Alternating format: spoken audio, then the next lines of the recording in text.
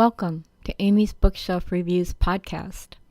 I'm Amy Shannon, but you can call me Amy. Thank you for listening. Hello and welcome, and I hope all is well with you. I'm Amy, and today I'm talking about two of Talia Haven's stories. The first one is called A Unicorn's Virgin, and the second one we're going to discuss is House of the Jobless Gods. So, the first one we're going to talk about is A Unicorn's Virgin, and the book description says Yvette and Evan only need to find a dead dragon. Mission accomplished, but now something else has found them. So, I'm going to read a little excerpt from A Unicorn's Virgin. Yvette, and this is her point of view. I knew I shouldn't move when the youngster falls from the sky and lands with a sickening thud. Overhead, suspended in midair, its mother lets out a mournful, wailing screech and promptly descends. Long, thin leather wings let out a steady whooshing sound, casting long shadows across the ground. I can see, even at this distance, her worn and tattered wings as she flaps harder to land, back feet first onto the rounded rocks. The sound of a dragon landing always reminds me of my father's blacksmith's bellow as it pushes cool air across the hot coals.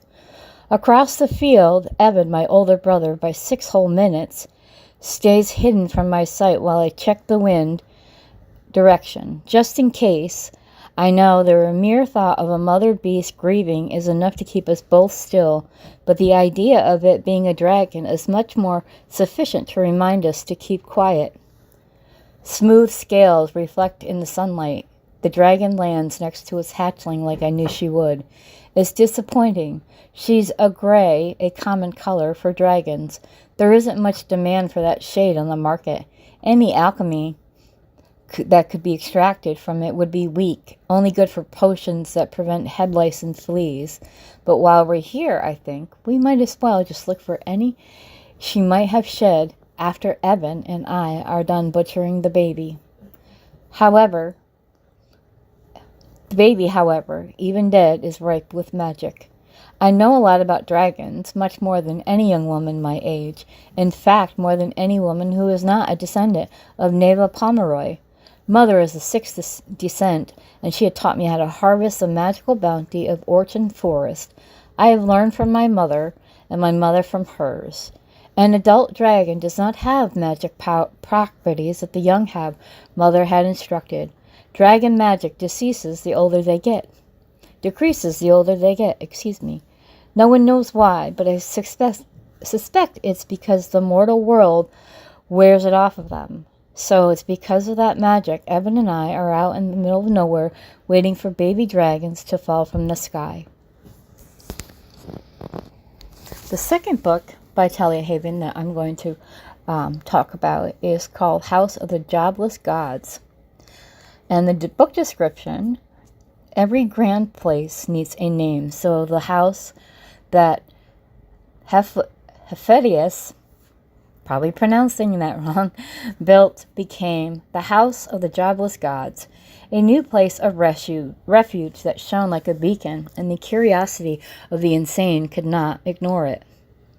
So, with that, I'm going to read a little bit, nice excerpt. This one book is actually a full-length book, where a lot of Talia's other books are short stories.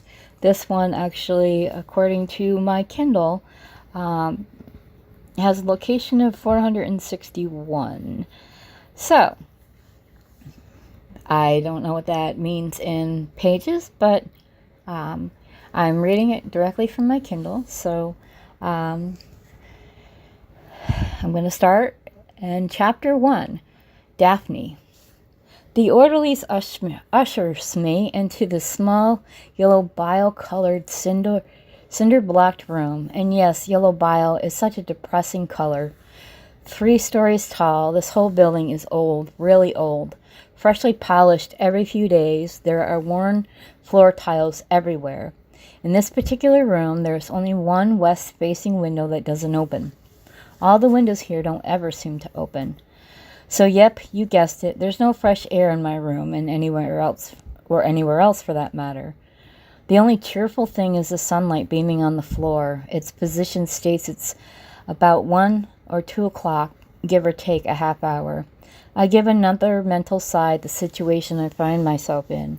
In the short time that I have been here, I have learned to tell time by the east and the west sun. No wonder the insane stay this way. There is no sign of hope or joy anywhere in this depressing place. We just eat, sleep, hang out, and talk when necessary. Talking involves single sessions one-on-one with Dr. Cole.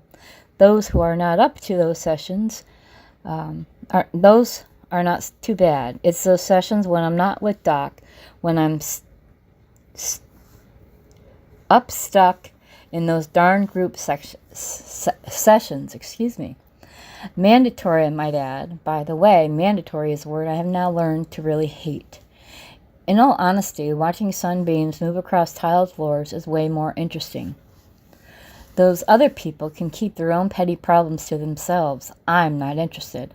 I do my best to mentally zone out and not participate while in group. I have my own way, more serious problem to worry about. In all honesty, I find their little issues with parents, spouses, siblings, and extended family minor compared to mine, but then no one in group believes what I have to say. They don't believe me, so why participate? Sit here, he orders, leading me to the chair, straight back, hard cushions. I utter yet another mental sigh. Is nothing ever soft in these rooms? And do what I'm told. He looks towards the closed door, leaning against the wall. He fidgets with his key card attached by a retractable cord on his belt. I ignore him the best I can, staring down at my hands. The card gets pulled out slightly, the cord snaps it back in place, and then he casually repeats the process. Over and over again. It's very annoying. When the doctor gets here, I'll be stationed outside the door. He informs me of this every time he escorts me to the sessions, and every time he plays with that darn key cord. Retract, snap, retract, snap. The pattern sounds like the word in my head, they will get you back. They will get you back. Do the insane hear words in their minds? I wonder to myself, will they manage to get me back? Just in case she needs my help. I am not a violent person, I mutter. My right fist nervously tugs on the index finger of my left hand. I don't know, I start. The door opens, interrupting the rest of my sentence. Thank you, Matt. An anorexic-looking Dr. Patricia Cole sits down behind the table on the only remaining chair. Pale complexion, she really does need some sun. Her fingers tapping the screen of her iPad. She doesn't look at either of us. I'll let you know if I need anything. The door shuts with a click, and I continue to pull on my index finger. Strands of black hair with zero signs of gray have come loose from the bun she's always wearing. Does she wear it that way so patients don't pull it? Is it natural, or does she color it? Surprised at these questions going through my head, I wonder why I even care. Ignoring me, Dr. Cole continues to tap on her iPad. Hello. She finally sets the iPad aside. Do you know who I am? You're Dr. Cole. Do you know who you are? Yes, it's a dumb question. I've always known who I am. I'm Daphne. I reply to keep civil. It would not be in my best interest to make her angry. Daphne Louise Langston. Do you know where we are? Why do we always have to go through these senseless questions? I stop my tugging. You already know who I am. I pause before continuing. That's why I'm here. Her gray eyes regard me calmly. Dr. Cole leans back in her chair, her voice confident. She's a woman in control of her situation. In fact, I cannot think of a time I met Dr. Cole that she had not been in control. You know the routine, she replies smoothly. Do you know where you are? I'm in Ionia, at the hospital for the insane. She hates that word, insane. Dr. Cole stiffens. Psychiatric, she replies, a slight hard edge to her tone. The word you are looking for is psychiatric. Do you know, she continues, pressing her point, why you are at Ionia Psychiatric Hospital? My parents don't believe me. They think I'm a liar. You must admit, Daphne, it's quite a story you told them. She leans forward, her hands folded on the table. To claim such a place exists, what parent would not be disturbed with what you told them? Here we go. Back to wanting to know why I ran away, but I didn't run away. I was taken. I started to tug on my index finger. Again, Dr. Cole waits for my answer. I can tell she is impatient. Perfectly manicured, ringless fingers remain interlocked. Her thumbs start to bounce against each other. She wants an answer, so I give her the only one I know, the truth. How many times do I have to tell you? I'm getting so tired of this. I didn't run away. Your parents thought you were dead. You were gone for close to a year. Not a word from you. Dr. Cole stops bouncing her thumb. When they did hear you were alive, they had to deal with the fact you were found in a little boy's bedroom. That child is still missing. I didn't answer. There is nothing I can say that will convince Dr. Cole that I am telling the truth. I've always told the truth and will continue to only tell the truth. It may mean that I may have to stay here longer, but my room here doesn't have a closet. They can't get to me if I don't have a closet. That little boy was taken. I reply, his closet is a portal. The back of my neck begins to crawl. That poor, poor child. My head twitches to one side. Dr. Cole immediately notices. I hate these involuntary movements. They give away so many of my thoughts. I am sorry for that family's loss. No one should have to endure by being kidnapped by them. I took my only chance for escape. It just happened to be there. So that is Talia Haven's story, House of the Jobless Gods, and I really hope that these entice you to read some of them. She has a great number of stories, varying lengths. I like that her book descriptions are short and to the point, and it makes you want to read them, because some book descriptions, they describe everything in the book, so you already know what's going to happen. But with Talia's books, you never know what's going to happen. You are always surprised by whatever happens next, and the actions, and who her characters really are. It always leaves you hanging, like you just got to keep reading to find out. I really enjoy her books, and I will be doing more of her stories. There's several, a couple she just released, and hopefully we'll get those done as soon as I can.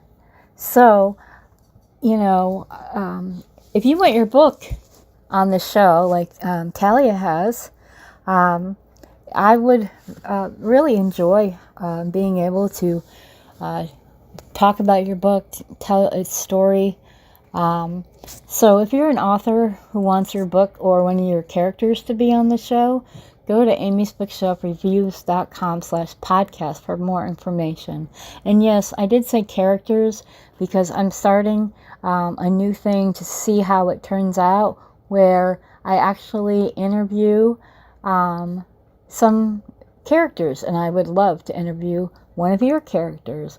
Of course, I will use an AI or a different voice in order to be the character. So also, if you're an author and you want your book to be reviewed, go to amysbookshelfreviews.com for more information. Please feel free to subscribe to my website, where you'll get all the great email campaigns, blog posts about authors, their books, and my recommendations. You might be just as lucky as I am to find that hidden gem that keeps you reading work of your new favorite author. Be well and be safe. Don't forget to subscribe to this podcast so you will never miss an episode. Thank you, and I'll talk to you next week.